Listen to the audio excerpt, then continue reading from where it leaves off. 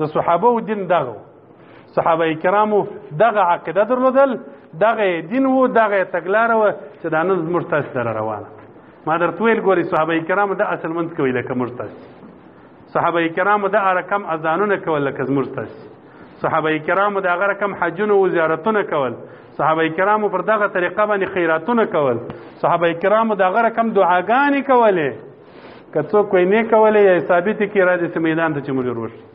که غواړئ چې د رسول الله صلی الله علیه وسلم احادیث او د صحابو پر لار روان سئ، دا د امام تحتاوی رحمه الله،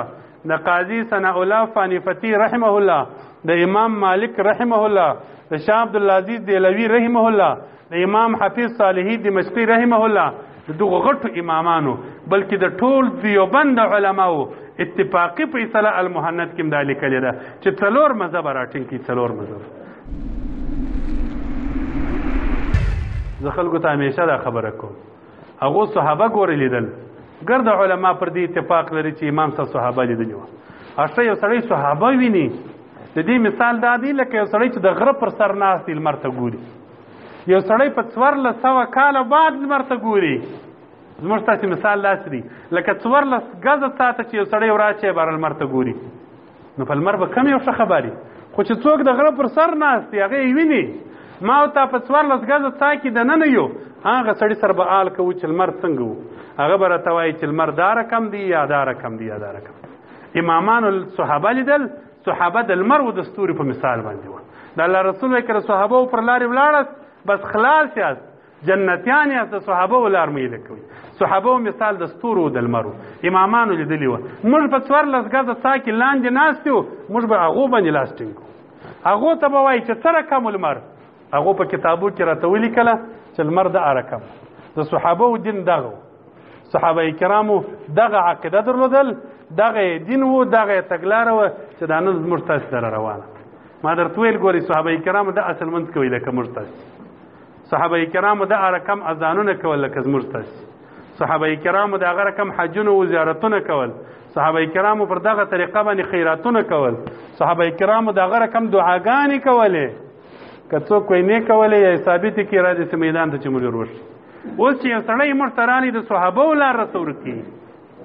د صحابو لار در یادوي، وایي دا هلک دا وایي پرېږده، هغه وایي په تیاره کې تېر سوي دي امامان،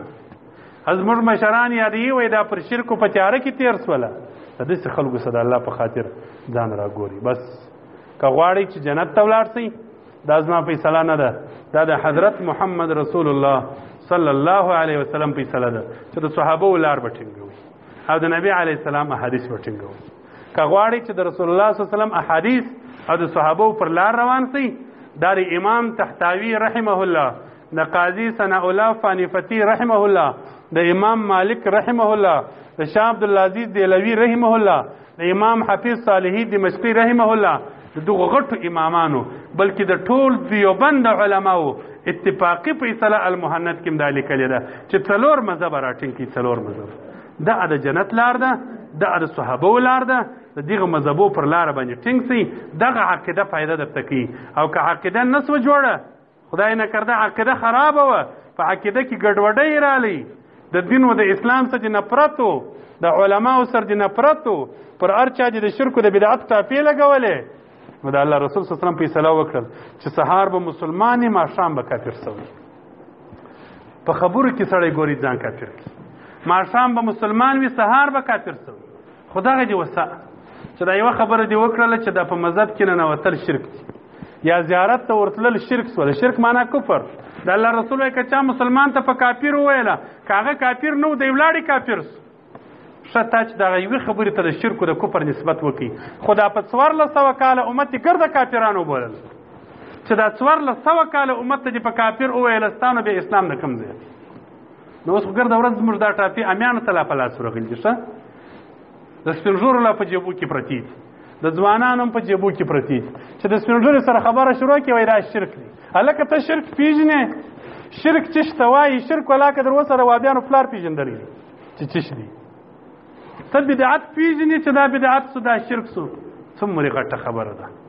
که چا ناحقه مسلمان ته ما درته ویل په مشرکو کافر وویل، خپل اسلام یې ولاړې کافر سو، بس بل خبره نسته د بخاری شریف حدیث دی د الله د رسول فیصله ده علما لیکي مثال دا دی لکه د دیواله ته چې ګین ورغورځي برته پرتا راځي د اسړی خپل د اسلام کچا مسلمان ته په مشرک او کافر ویل الترغیب والترهیب روایت دی د دې دومره ګناه ده لکه نه حق چې سړی مړ کې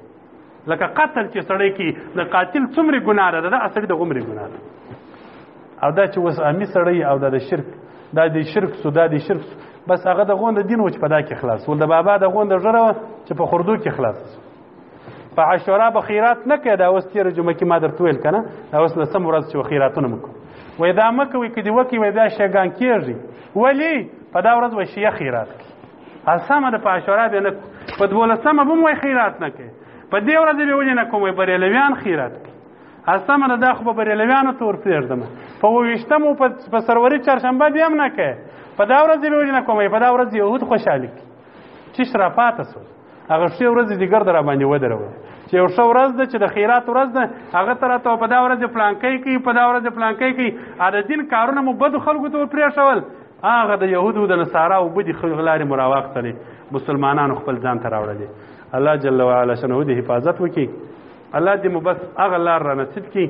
چې د الله د رسول صلی الله علیه وسلم حقیقي لار چې د جنت لار ده پس اخیره زمانه د ما درته ویل بس ډیر کوشش به سړی کې ډیره توبې خدای ته کاش ډیره مراجعه الله پاک ته کوي ډیر خدای تعالی ته دې خواست کوي الله د گمراهۍ مو وساتي الله د اخره زمانه کې مو د بدو لارو وساتي د فتنو مو وساتي رسول الله صلی الله علیه وسلم دغه دعاوې کولې یا الله چې یو پلا د اسلام را نصیب کی بیا مرسخ دا دعاوې ډیر کوي ډیر د فتنو دور انتهایی فتنې را ډیر دی و فتنه نه ده چې ته امریکا راغلی ده یا د امریکا یوازې فتنه نه ده امریکایان د یوې خوا درته جوړېدلي دي پیسه د بلې خوا درته فتنه ده وابۍ او سلفۍ وابله بلا د بلې خوا درته فتنه ده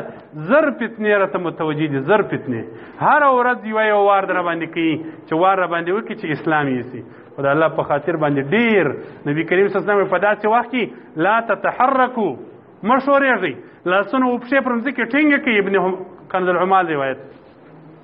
فعلیکم بدین العجائز اشرف علی تانوی رحمه الله التشرف کې پر دې باندې فرب باب لیکلی دي چې نبی علیه السلام یې د فتنو په وخت کې د سپینږیرو د سپین سرو دین راټینګ یعنی مقصد دا دی د پخواني خلکو پر لار روان دي پخواني علما